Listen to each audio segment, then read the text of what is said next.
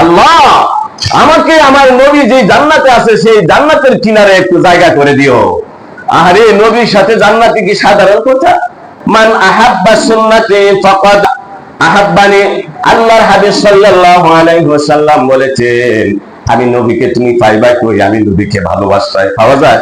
আমাদের নবী আমাদের চোখের সামনে আছে? আছে? আমাদের নবী আমরা দেখি না। এই জন্য আল্লাহর নবীকে যে আমরা ভালোবাসি তার প্রমাণটা কিভাবে দেখাতে হবে? আল্লাহর হাবিব সাল্লাল্লাহু আলাইহি ওয়াসাল্লাম উম্মতদেরকে শিখিয়ে গেছেন, মান আহাব্বা সুন্নতি, যে ব্যক্তি আমি নবীর সুন্নতকে ভালোবাসলো। দাড়ি রাখাটা কি? টুপি লাগানো, পাগড়ি লাগানো, পাঞ্জাবি পরা, বসে বসে খাওয়া, তিন তরিকায় খাওয়া, আল্লাহর নবীর এগুলা কি? সুন্নাত। আল্লাহর হাবিব বলেছেন, যে ব্যক্তি আমি নবীর সুন্নতকে ভালোবাসলো, ফামান আহাব্বানি, সে যেন আমি নবীকে ভালোবাসলো। বলে না সুবহানাল্লাহ। তাহলে সুন্নতকে ভালোবাসলে, নবীকে ভালোবাসা শর্ত হচ্ছে নবীর সুন্নত ভালোবাসতে হবে। আল্লাহ বলে দিয়েছে কোরআনের মধ্যে যে আমি আল্লাহকে ভালোবাসতে হলে আল্লাহর নবীকে ভালোবাসতে হবে। আর আমার নবী হাদিসের মধ্যে এসেছে, আমার নবী হাদিসের মধ্যে বলেছে যে আমাকে যদি তোমরা ভালোবাসতে চাও তাহলে আমার রেখে দেওয়া সুন্নতকে তোমরা ভালোবাসতে হবে। তাহলে আমি তোমাদেরকে ভালোবাসা দিব এবং সেই সুন্নতকে ভালোবাসার মাধ্যমে আমি নবীর ভালোবাসা আদায় হয়ে যায়। বলি সুবহানাল্লাহ। অথচ নবীর সুন্নত নাই, নামাজ নাই, রোজা নাই, দাড়ি নাই, টুপি নাই, সুন্নতি জীবন যাপন নাই, পর্দা নাই, কুশিদা নাই। আমি গান গায়ার বলে আমি নবীকে ভালোবাসি, ঠিক কিনা? কত বড় কথা! আল্লাহ নবী বলছে যে কেউ যদি আমার সুন্নতকে ভালোবাসে, ফামান আহাব্বা সুন্নতি, যে ব্যক্তি আমার নবীর সুন্নতকে ভালোবাসলো, ফামান আহাব্বানি, সেজন্য আমি নবীকে ভালোবাসলো। বলি সুবহানাল্লাহ। এরপরে শুধু তাই নয়, আল্লাহর হাবিব সাল্লাল্লাহু আলাইহি ওয়াসাল্লাম বলেছেন, কানা মাইয়া ফিল জান্নাহ, আর যে ব্যক্তি আমি নবীকে ভালোবাসলো ওই ব্যক্তিটা, ওই উম্মতটা আমি নবীর সাথে জান্নাতে থাকবে। বলে না সুবহানাল্লাহ। নবীর সাথে জান্নাতে থাকতে মন চায়নি? চায়নি? হ্যাঁ, আল্লাহ আমাকে আমার নবী যে জান্নাতে আছে সেই জান্নাতের কিনারে একটু জায়গা করে দিও। আরে নবীর সাথে জান্নাতে কি সাধারণ কথা? আল্লাহ নবী বলেছে, যে ব্যক্তি আমার সুন্নতকে ভালোবাসলো সে আমাকে ভালোবাসলো, আর যে আমাকে ভালোবাসলো আমি নবীর সাথে সে জান্নাতের অধিবাসী হয়ে যাবে। বলি সুবহানাল্লাহ। তাহলে আমি এত বড় বড় বালাখানা চাই না, আমি দুনিয়ার এত সুখ চাই না, আমি দুনিয়ার এত সম্পদ চাই না।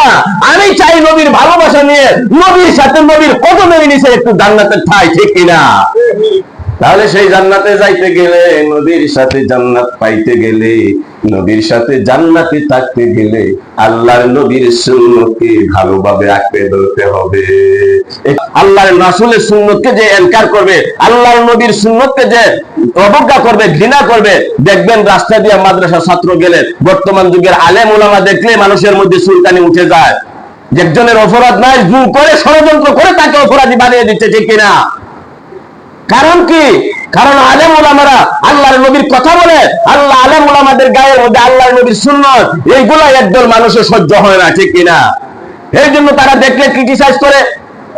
যে ব্যক্তি আল্লাহর নবীর সুন্নতকে ক্রিটিসাইজ করলো সে আল্লাহর নবীকে ক্রিটিসাইজ করলো, ঠিক কিনা? যে আল্লাহর নবীর সুন্নতকে ক্রিটিসাইজ করলো সে যদি সারাদিন দাবি করে আমি আল্লাহর নবীর উম্মত, এটা গ্রহণযোগ্য হবে? হবে না। এই জন্য আল্লাহর নবীকে অপমান করার চিন্তা আপনি গুনাহ করে আনবেন না। আমরা মনে করি, আমাদের সমাজ মনে করে, এই মাদ্রাসা ছাত্র, এই আলিম, এই হুজুরওয়ালা, এই টুপিওয়ালা, এই দাড়িওয়ালা হুজুর, তারে অপমান করলে কি আইব যাইব? না না, ওই হুজুর নিজের স্বার্থের জন্য, নিজের ফেটের জন্য, নিজের দান্ডার জন্য দাড়িটা রাখে নাই। ওই হুজুর, ওই আলেম মাথায় টুপিটা লাগাইছে নবীর সুন্নতকে ভালোবেসে। ওই আলেম মুখের মধ্যে দাড়িটা রাখছে নবীর সুন্নতকে ভালোবেসে, ঠিক কিনা? অতএব যে ব্যক্তি নবীর সুন্নতকে অস্বীকার করবে, ইনকার করবে, অবহেলা করবে, অবজ্ঞা করবে, অপমান করবে, ওই অপমানটা সরাসরি আল্লাহর নবীকেই করা হয়, ঠিক কিনা? আর যে ব্যক্তি আল্লাহর নবীকে অপমান করবে ওই ব্যক্তি আল্লাহর নবীর উম্মত হইতে পারে না, পারে না, পারে না, ঠিক কিনা? আল্লাহর নবীর সুন্নতকে ভালোবাসার মাধ্যমে আল্লাহর নবীকে ভালোবাসুন, আল্লাহর নবীর সুন্নতকে জীবিত করুন। আল্লাহর হাবিব বলেছেন, আখিরি জামানা, এমন একটা জামানা আসবে যখন মানুষের ঈমানটা এমন ভাবে রাখাটা এত কষ্ট হবে, যেভাবে হাতের মধ্যে জ্বলন্ত আঙ্গার রাখলে, জ্বলন্ত কয়লা রাখলে যে কষ্ট হয়, আখিরি জামানার মানুষের ঈমান ধরে রাখাটা এর চেয়েও বেশি কষ্ট হবে। এই জন্য আমরা যে মুসলমান হয়েছি, আমাদেরকে সারা পৃথিবীর মানুষ অপমান করতেছে, অপদস্থ করতেছে। আমাদের একদল নামধারী মুসলমান আমাদের মধ্যে আমাদের ইসলামকে, আমাদের সমাজকে, আমাদের ধর্মকে কলুষিত করার জন্য চেষ্টা করতেছে। আল্লাহর নবী আরো বলেছেন, যে ব্যক্তি আখিরি জামানায়, যে ব্যক্তি একটা সুন্নত জীবিত করলো, আমার একটা সুন্নতকে সমাজের মধ্যে প্রতিষ্ঠা করলো, সে যেন শহীদের 100 মর্যাদার সওয়াব তার আমলনামায় লিখে নিল। বলি সুবহানাল্লাহ। এই জন্য সুন্নতের দাম আছে না নাই? সুন্নত অনুযায়ী জীবন পরিচালনা করলে আমাদের লাভ না ক্ষতি? এই জন্য নবীর ভালোবাসা আমরা চাই কি চাই না? সবাই চাই নবীর ভালোবাসা। কে কে নবীর ভালোবাসা চাই? হাত উঠায়। নবীর ভালোবাসা যদি আমরা চাই, নবীর সুন্নতকে ভালোবাসতে হবে কি হবে না? আমরা আজকে থেকে দাঁড়িয়ে রাখবো না কাটবো? নামাজ ধরবো না ছাড়বো? আল্লাহ কবুল করুক বলে আমিন। ওয়া আখিরি দাওয়ানা।